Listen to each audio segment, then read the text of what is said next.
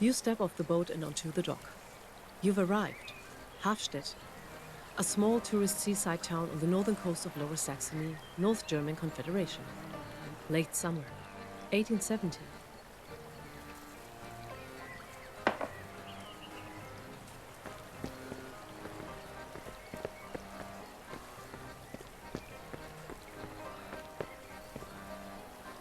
The factory emits black, sooty smoke into the sky.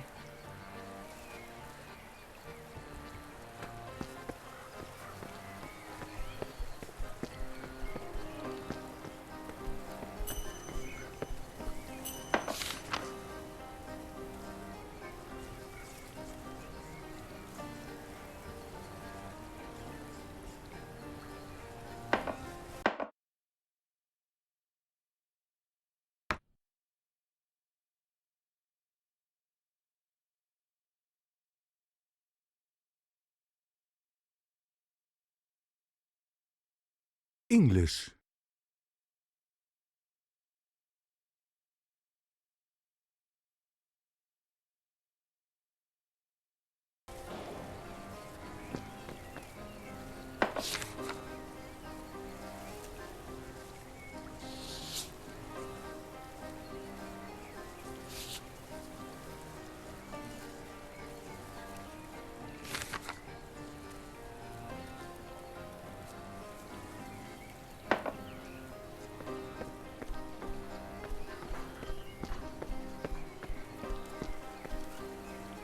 Hey there, traveler. Are you, let's see, Schmidt from Bavaria? You can respond to people with archetypal statements. The archetypes are tough, intellectual, and quirky. Your conversation partners react differently to your approach, depending on their own nature. A well-chosen statement can... You and me both, pal. You and me both. Well, would His Royal Highness wish to point out his luggage? The name is Nils. I'm here to help get your luggage to your room. I ain't no fucking bellboy neither. Livkin needed help, so I help. That's all. They own the place. Her and my brother. I just help out. So where's your suitcase, pal? You have collected information about Niels Hansen. Information collected about people or places is stored in your notebook. You can access your notebook by pressing... Come on, pal. I don't got all fucking day. Which suitcase is yours?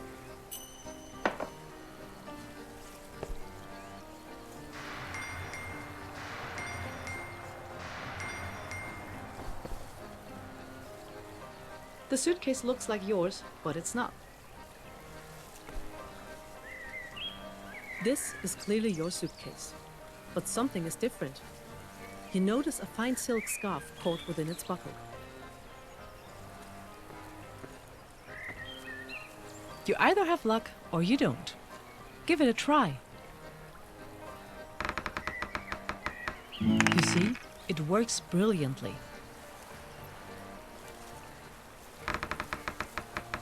And if it doesn't work out, you can use skill points to compensate.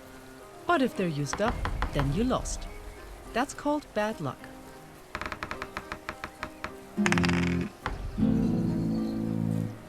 You stare blankly at the garment attached to your suitcase. Weary from the day's long journey, you are unable to concentrate. Your fingers fumble with the buckles to no avail. Losing in a skill check results in a temporary penalty applied to one or more of your abilities. What the hell's taking so long? Come over here. I got something to help you with that.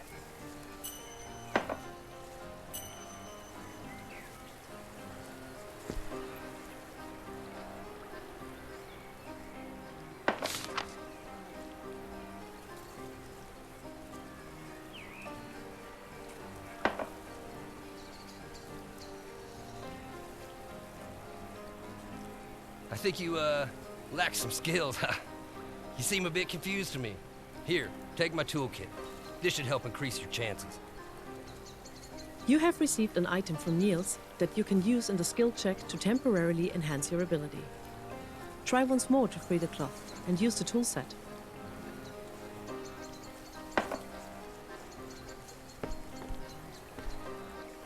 This is clearly your suitcase, but something is different. You note during the skill check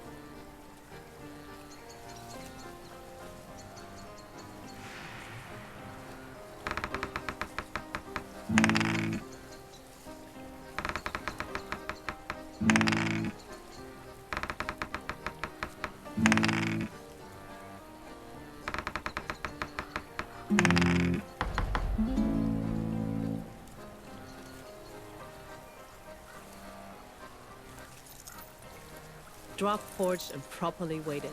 Straight grain maple handles and all. You can do almost anything with quality tools like these. With an almost surgical precision, you manage to free the garment from the buckle. Clearly, this is a woman's scarf. Fine silk, sweet-smelling perfume. You remember that the woman you met on board, Kirsten van Groot, wore one just like it. You finally figure out which suitcase is yours? About damn time. Head up these stairs and then hang a left. The inn is just ahead. You can't miss it. I'll be right behind you with your luggage.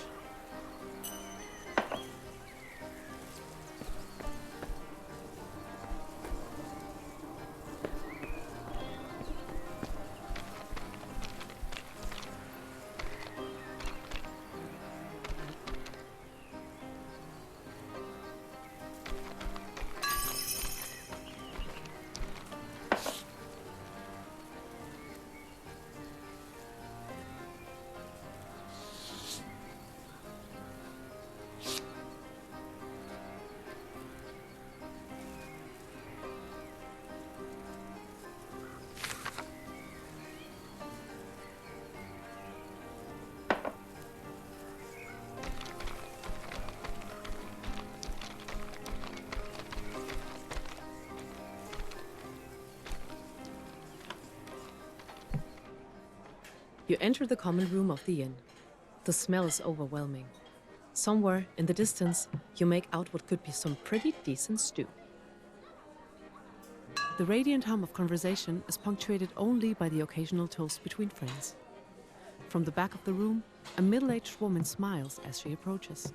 So, Herr Schmidt, nicht wahr?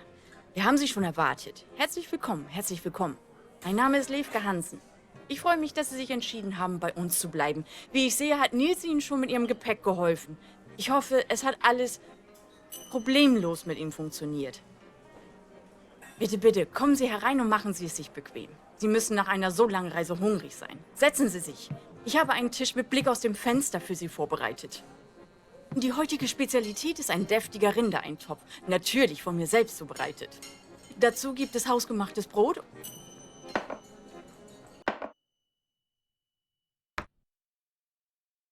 English.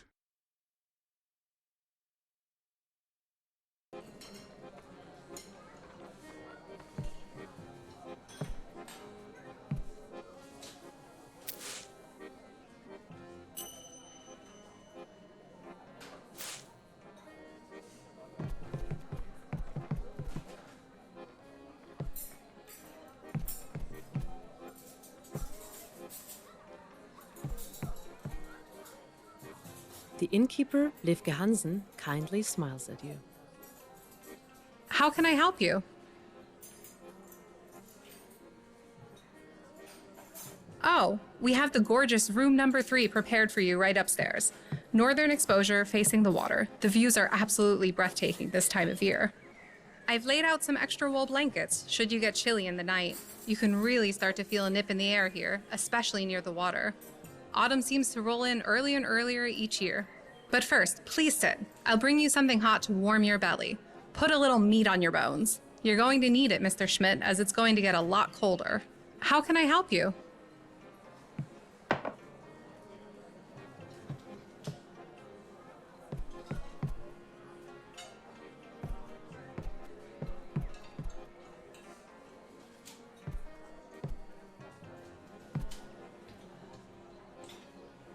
The table looks inviting.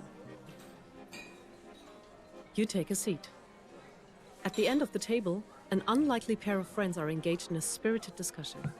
Although you had hoped to enjoy your meal in peace, you can't help but eavesdrop as the animated pair continue their conversation. Yes. We both know you're an expert on the topic. I would be too if I had that much time on my hands. Remember, I never asked for this. Someone had to put their neck on the line while they sort out this whole mess in France. But tell me then, what is your expert opinion? What do you see for the future? Can't you see, old man? This is only the tip of the iceberg. Why stop with one? Our little town could be on the precipice of greatness. We should just seize the opportunity. We should have more lines, more operators. We will be connected to the whole world. The taller man turns to face you. And you? What do you think? His eyebrow raises at you inquisitively. Cigar smoke and brandy hang thick in his mustache. He nods at you in anticipation.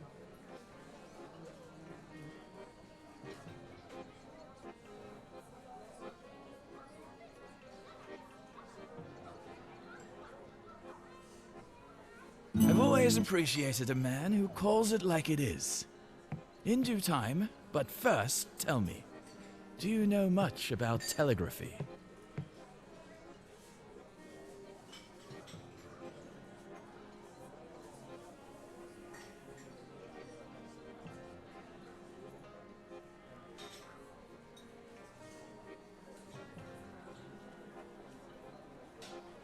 That's a shame, good sir. It's going to revolutionize the world. From industry to politics, nothing will ever be the same. The whole world quite literally at our fingertips. So you truly know nothing of the pioneering advancements in telegraphy. April was the most fascinating month to date. I would love to hear your take on all the details. The smaller of the two men makes eye contact and begins to speak. Never mind him. Arvid tends to be, easily excitable, especially when it comes to things he's passionate about. Seems only Bente can keep up with him when he gets like this. Don't let him get to you. The name is Joost, Mayor Schäppler. Still getting used to the title myself. Just standing in, keeping the peace until this nonsense with France blows over. Blood and iron and all that stuff. I just wish old Bismarck would remember the blood part of his slogan consists of human lives. Not all of us wish violence on our neighbors. They call it progress. But as mayor, I gotta say, the new telegraph equipment in Hafstead really is state-of-the-art. Quite fascinating indeed, and by far the biggest thing to happen to our sleepy little harbor in ages. You really should brush up on the matter. Truly fascinating stuff. Lievke's husband, Bente, is our local operator. He'll talk you ear off about it. But hell, he owns this place. Just look around. He keeps every news article, every book, and every publication he can find that even mentions the word telegraph. There's bound to be an encyclopedia's worth of information in this room alone. Come back and talk to us when you're a little more well-versed on the subject.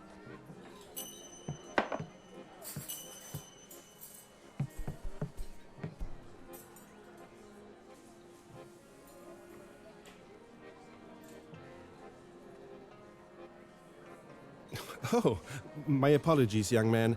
My mind is elsewhere. I didn't notice you come in. My wife says the French could be beating down our doors and I wouldn't even bat an eye. Bente Hansen. Pleased to meet you. My wife and I run this little inn. Well, to be honest, we may be a bit of an overstatement. Lievke, bless her heart, she runs this inn. We inherited it from my folks, but I can't stand the place. No, I'm a man of science, Mr. Schmidt. Technology, my boy, that's the future. Say, you look like a worldly man. Are you familiar with the telegraph? That's what I do. I run the telegraph house here in Hafstead. Hell of a thing, my boy. Hell of a thing. Might sound like nothing but clicks to you like a locust. That's what my wife says. But it is its own language, connecting the whole world. It's the future, my boy.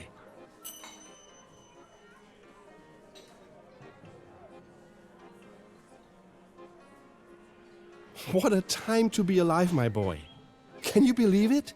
When Siemens took that contract, I thought, there's no way in hell it could be done. Sure, £400,000 is a lot of money. But a telegraph cable from London to Calcutta, nearly 5,000 kilometers of that, being new built. Come on, let's get real. You know it took them nearly 70,000 posts through feuding territories to stretch that cable? Wooden ones in Poland and Russia, and special cast iron ones installed with a cavalry escort through Persia and the Caucasus. Hell, they even laid a cable under the Black Sea to avoid the fighting. No way. Yet they did it. Can you believe that? You know, it runs from England via Emden and Berlin. The North German Confederation at the helm of the technological world. What a time to be alive, my boy. It's amazing how small the world becomes once you start connecting the cables. It used to take a message 30 days to make it from London to Calcutta. Now you know what it takes? 28 minutes, my boy. And this Indo-European line is only the beginning. Soon we will be able to talk to the whole world with a flick of the wrist. Not too many folk can understand the Morse code. The army taught me, and with that knowledge comes the duty to man the line. I could stay and talk about this all day, but unfortunately, I must be going. I'll be seeing you, Mr. Schmidt. I wish you all the best in our little town. Let Levke know if you need anything while you're here.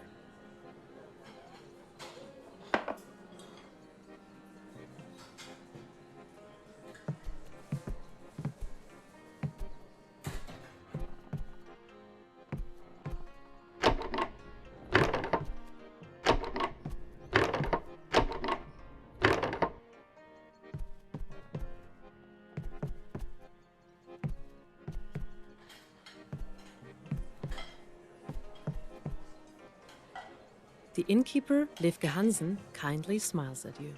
How can I help you? Oh Lord, not you too. That damn machine is about the only thing that this town, including my husband, has been talking about for years. Between that and this little trifle with the French, there's not much else in the news these days. And frankly, none of that interests me. I have an inn to manage. I have no time for politics and parlor games. But if it's the Telegraph that interests you, you should really speak with my husband. He's around here somewhere. Just be warned, once you get him going, he really will chew your ear off with that stuff. How can I help you?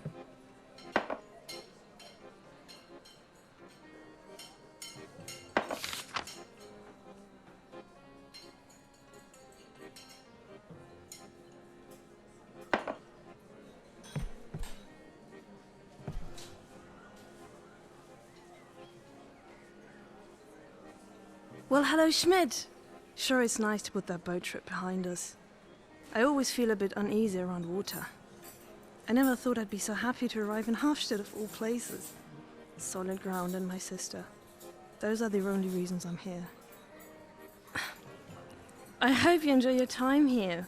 The town looks as though hardly a thing has changed. Quaint as always. You enjoy the sights, get some sun. It looks like you need it. I'm set for some long overdue family time. What's new? Oh, well, yes it is. How considerate of you to return it. You know what? No good deed shall go unrewarded. Take these instructions for authentic Frisian tea. Old family recipe. The stuff works wonders. You have received instructions from Kirsten van Groot. With the help of these instructions, you can create items from your inventory using the right ingredients. The items can be used to temporarily improve skills or for other purposes. Look for the hammer symbol in your notebook, I or Q key, to open the instruction collection.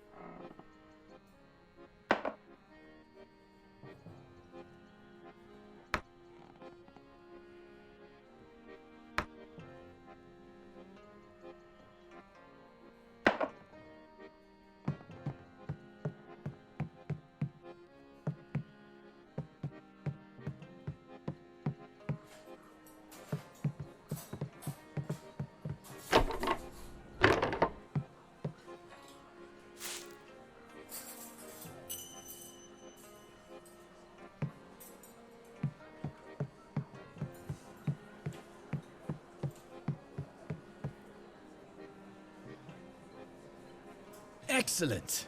Tell us, what have you learned?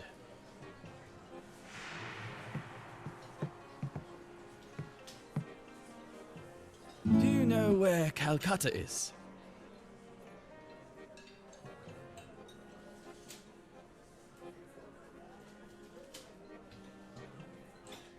What else do you know about it?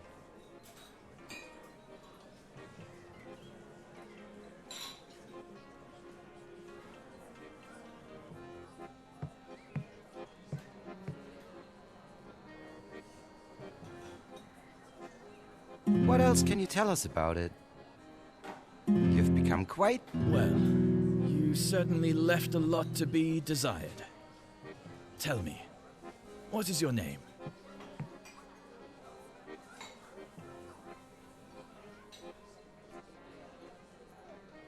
Ha! Clever. Because of the mustache? Apologies, my good sir. Where are my manners? Arvid Harms is the name, local entrepreneur. Visionary, if you will. My family, titans of the brick industry, have been paving the way towards progress for generations. But one can only be so excited about bricks. Am I right? This telegraph, I tell you, is only the beginning. The apex of industry and technology. Quite exciting indeed. How nice to make your acquaintance, Mr. Schmidt, but I have some private issues to speak with the mayor about. Small-town politics are hardly a matter of interest for you, I'm sure. So please, excuse us. The mayor smiles sheepishly. Levke, the innkeeper, smiles as she approaches the table. So, Herr Schmidt. Ich hoffe, die beiden hier haben das Essen nicht zu sehr mit ihrem Eulengesabbel gestört. Ihr Zimmer ist nun fertig. Das ist oben, Zimmer Nummer 3, am Ende vom Flur. Die Treppe nach oben ist hinterm Tresen. Und vielen Dank, dass Sie bei uns übernachten.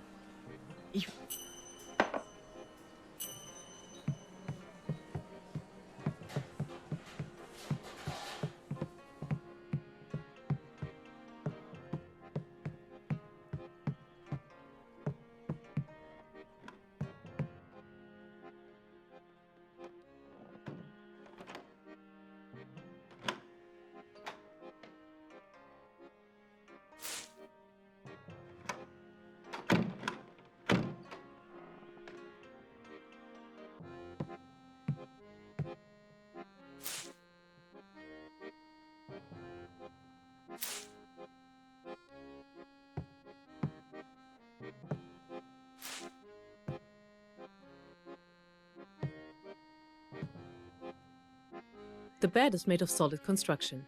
No loose headboard, no weird stains, just a clean, comfortable bed. There is a pleasant odor on the bedding, fresh washed linen with a faint scent of sea air and tobacco. The mattress, although firmer than it appeared, welcomes you after a long day of travel. Moments after your head hits the pillow, you drift off to sleep.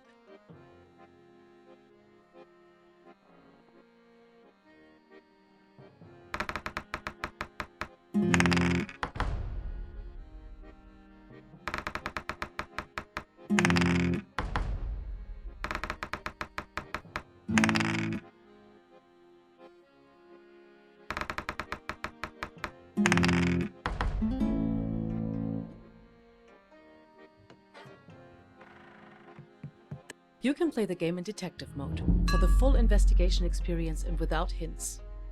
Better have your pen and paper ready to take notes. Or you can play in story mode with tasks in your journal so you can relax and enjoy the story. Which do you prefer? Good choice. You can come back to the book that lies here on your right anytime. You're jolted awake to the sound of several indiscernible voices shouting from outside your window. Try as you may, you cannot make out a single word. Whatever they are saying, it becomes apparent that someone or something is in deep distress. You quickly get dressed and rush out to investigate.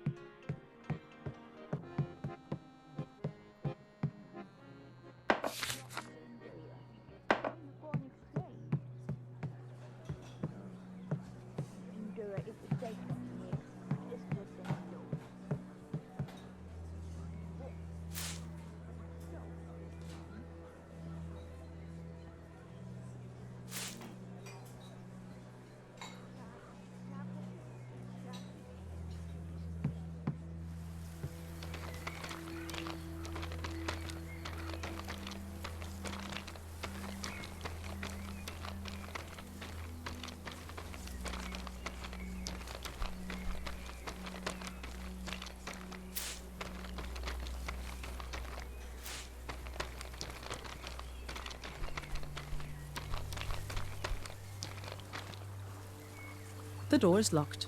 A 3-digit code is required. The first number is... The code you entered was incorrect. The door is locked. A 3-digit code...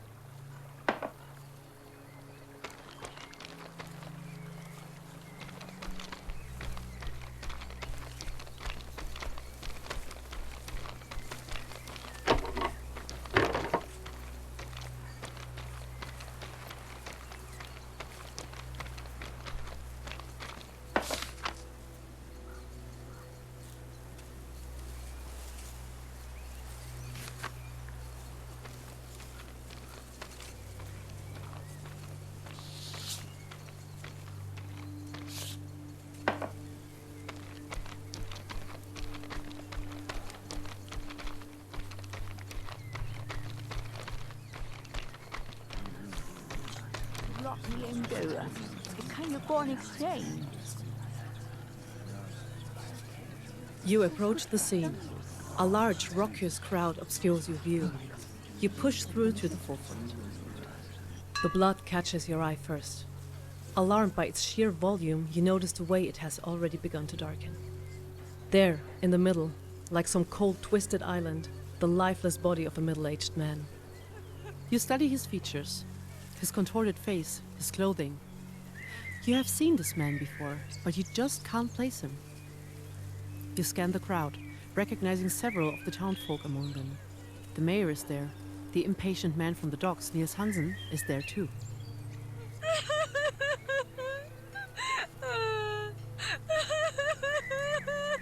You lock eyes with Levke Hansen, the innkeeper. She's sobbing. Only then do you realize that the body is none other than her husband, Bente Hansen. Who could have done this? Oh my god. Is that Bente?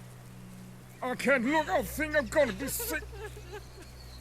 Wow! Mom! Check it out! Look at all the blood! Silence! Quiet, please. Can I have everyone's attention? Quiet, everyone. Now listen up.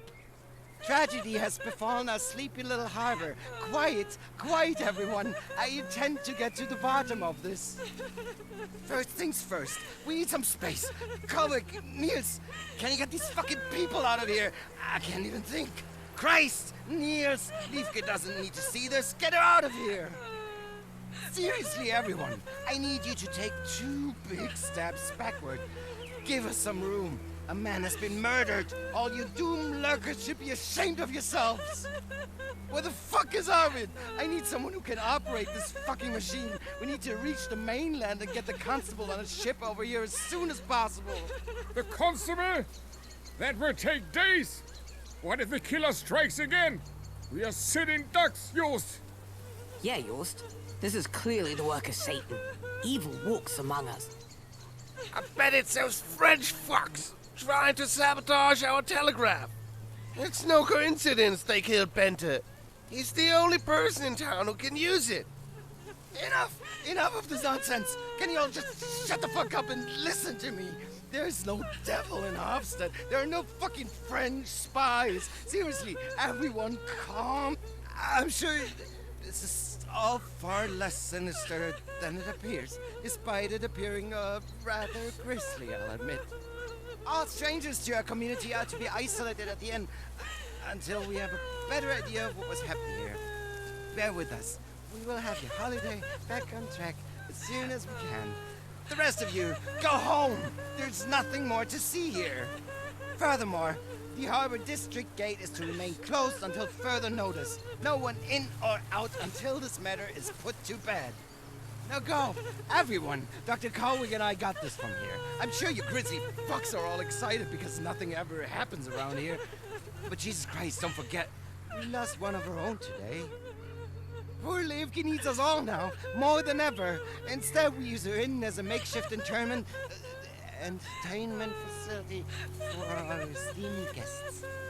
Now go home, hug your loved ones, stay inside, and we'll be just fine. I promise.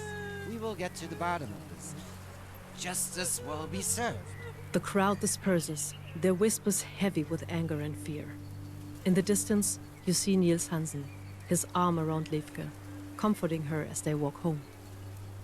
As the body comes into focus, you notice a small laceration, about 2 centimeters long, across the forehead.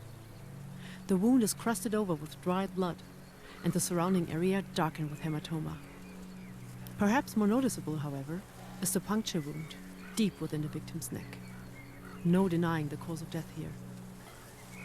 There, in the street outside his own office, Bente Hansen lays dead.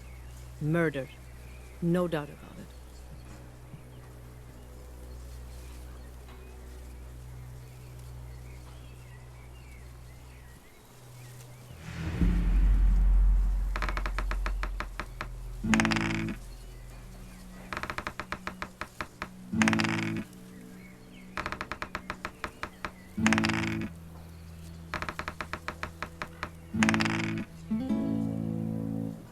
For a telegraph clerk, you wonder, how does one become so filthy?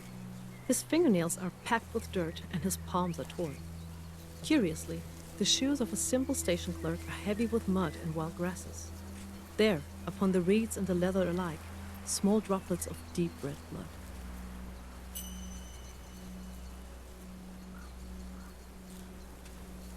It is difficult to get a clear view through all the blood. It doesn't take a trained eye to see that this was undeniably the cause of death. The wound is small, a puncture, most likely inflicted by a long and narrow instrument. Notably, there are no signs of slashing, and more importantly, no signs of hesitation. Present upon the man's forehead, a small laceration, nearly 2 centimeters in length. The wound, noticeably crusted with dry blood, has already begun to darken with hematoma. Clearly, this injury was sustained while the victim was alive. While not being the cause of death, perhaps it is indicative of some sort of struggle. Just what happened here?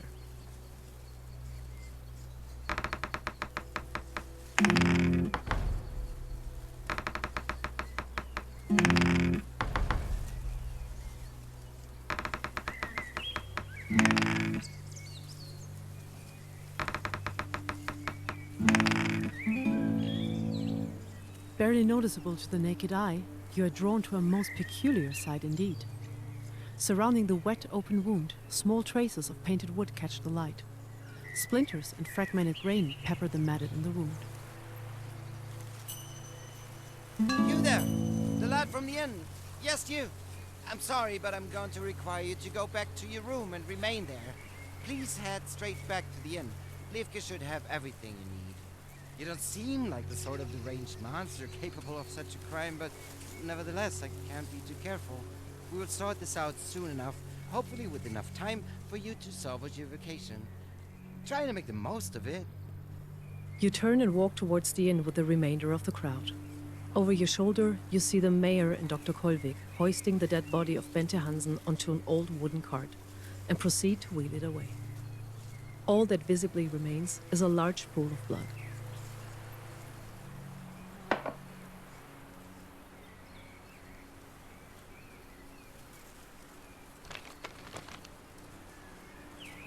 Dry blood covers the ground where Bente's fallen body had lain. The once vibrant crimson pool now withered and dark. The townsfolk have paid it no heed. It has been trodden through and dispersed in every direction. A parade of bloody footprints march up and down the street. There are sets of footprints everywhere you look. Utter chaos. Without a reference to compare them to, they are indiscernible from one another. With detailed images of a specific footprint, it would be possible to follow the individual tracks.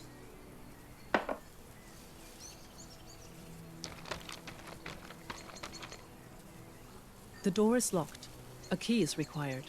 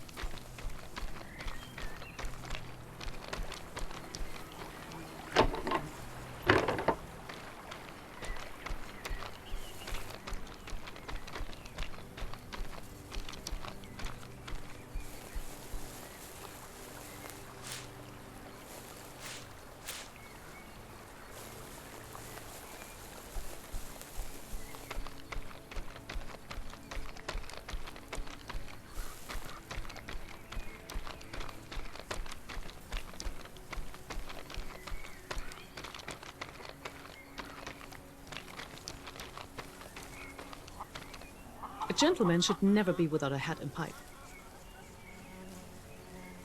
A gentleman should never be without a hat and pipe. What a lovely bench. A perfect place to rest and enjoy the view.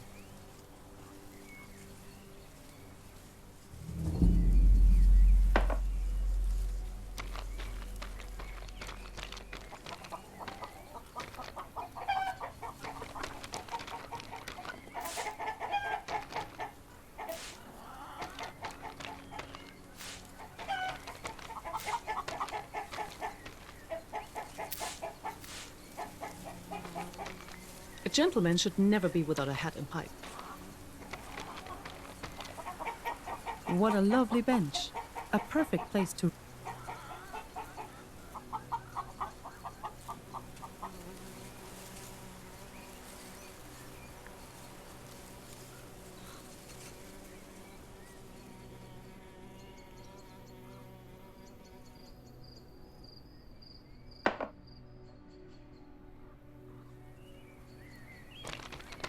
A gentleman should never be without a hat and pipe.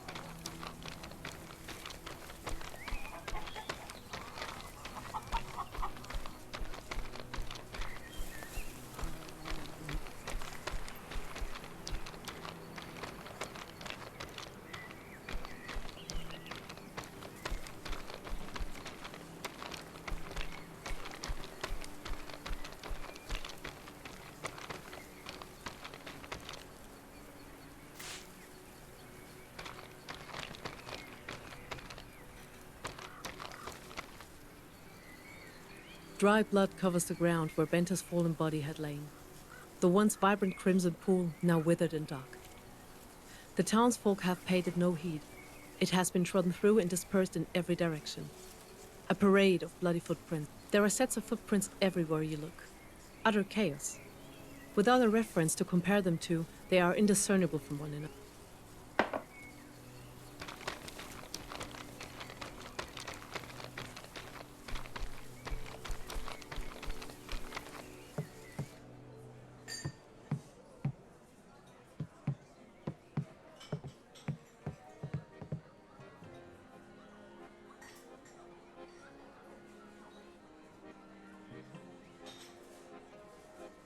Thank you, Mr. Schmidt. It's just terrible. I can't believe he's gone. I wish I could just take a few days and gather my thoughts, but that damn Yost bastard said all you strangers have to stay here, in my inn, like I'm some sort of a warden. I know it's not an ideal way for you to spend your holiday, but I've gone ahead and unlocked some of the more restricted areas of the property, so you can at least enjoy some fresh air in the garden. I do hope you can make the most of your time here. There is a bookshelf on the first floor. Feel free to help yourself to any of its books.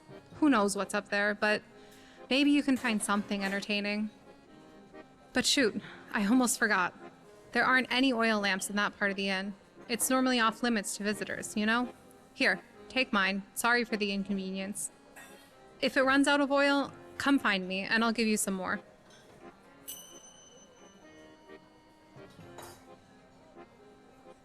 Who could ever tell when it came to Bente? He was always brooding over something. Distant, withdrawn. Let's be honest, that man could be a bit of a pill. He wasn't always like that, you know? He was once quite the charmer, but over the years, his hobbies, his obsessions, they consumed him. Like some sort of slow death. I've watched that man fade from my life, little by little, until now. Now he's succeeded. He's finally gone. Absolutely and completely gone. Tell me, Mr. Schmidt, how do you mourn someone you lost long ago? You know, it's sad, really, the way that damn telegraph connected him to everyone but me. Try as I might, I could never get Bente to open up. Between his late nights spent at his office or up lost in thought pacing around in his study, about the only person who could ever get an audience with him was Weasley Mr. Harms. Those two would talk for hours on end, just rambling on and on about signals and transmitters and wires and such.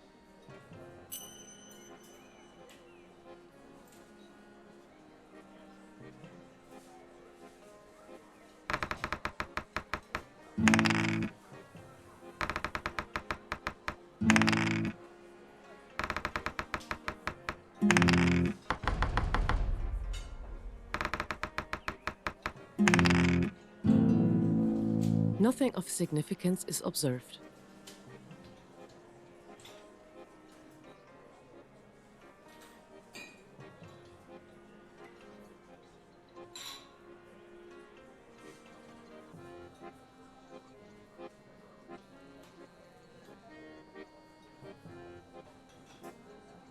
Ah, yes. That's a decent drop for the money. It's more for the price-conscious drinker. Mr. Bartleson, the school's caretaker, would be first to take a nip of this stuff. Only after working hours, of course.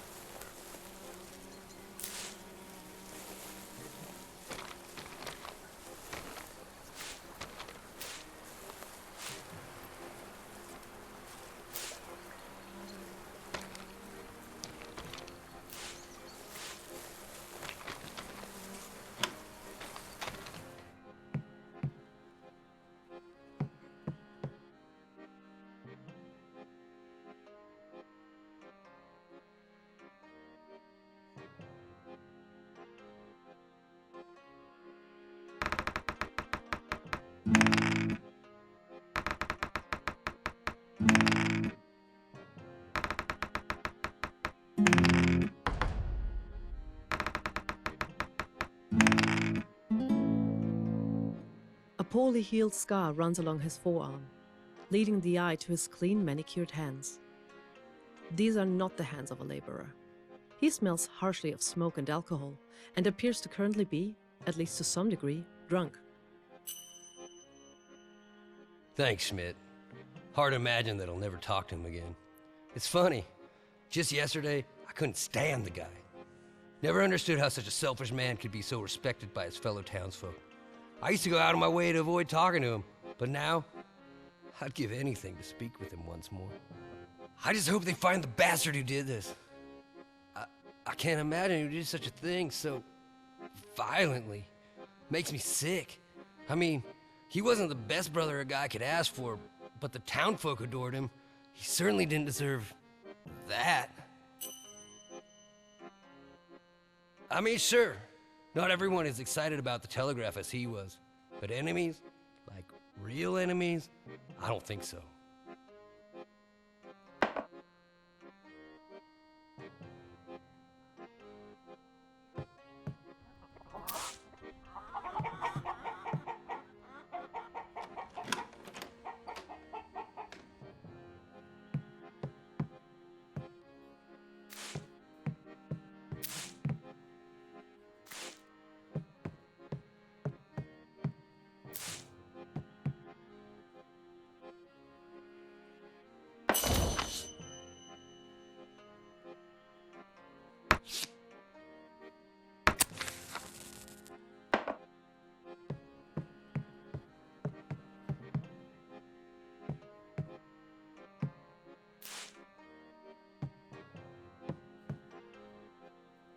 The door is locked.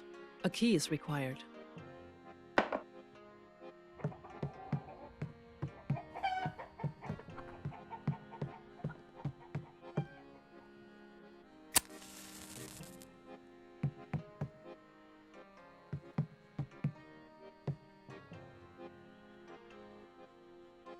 The door is labeled storage room, no entry.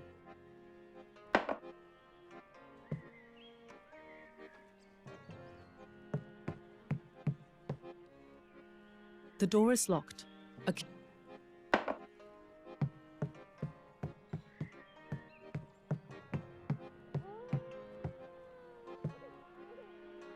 The door is locked.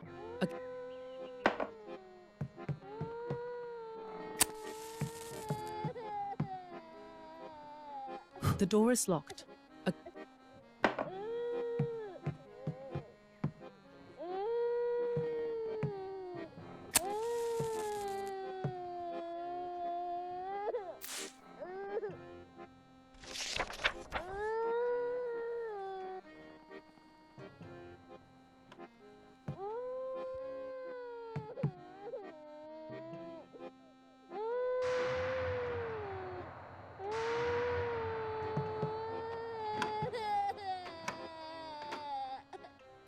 You open the large wardrobe doors only to find a small child, cowered in fear, hiding inside. Please don't hurt me. Go away. My Nana and Papa did nothing to you. Leave us alone.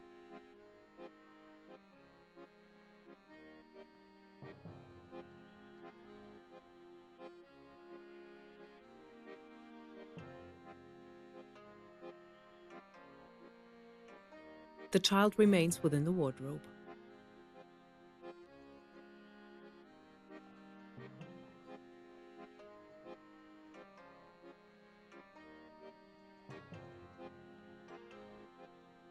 The girl laughs at your comical hijinks. She crawls out from the wardrobe. Are you here to fight the monster? The young girl looks at you, anxiously awaiting your answer. The monster! You have to believe me!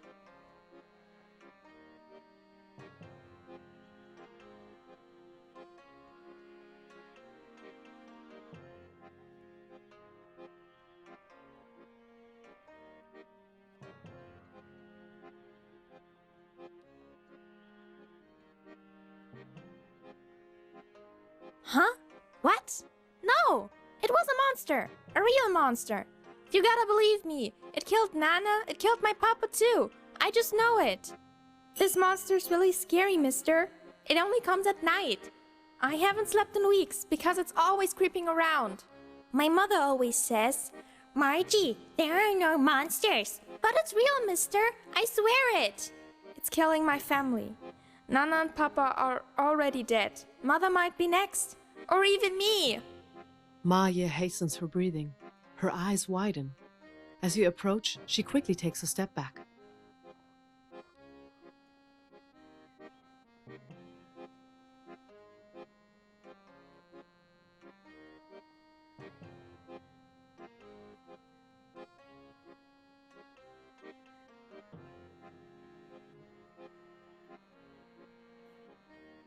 It killed Nana.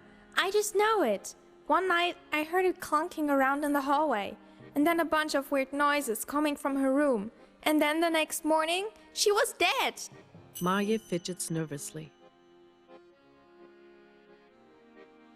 It's real big, mister. Like, big.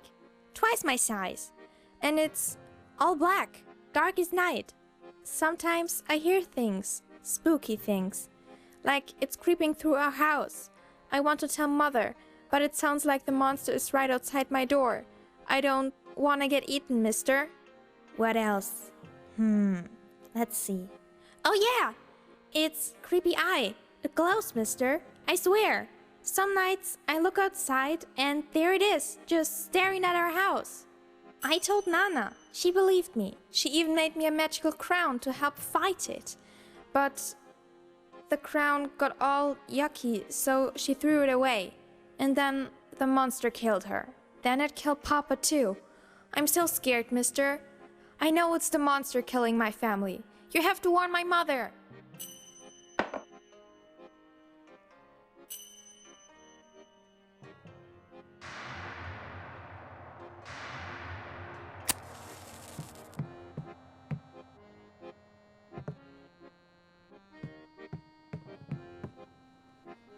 The door is locked.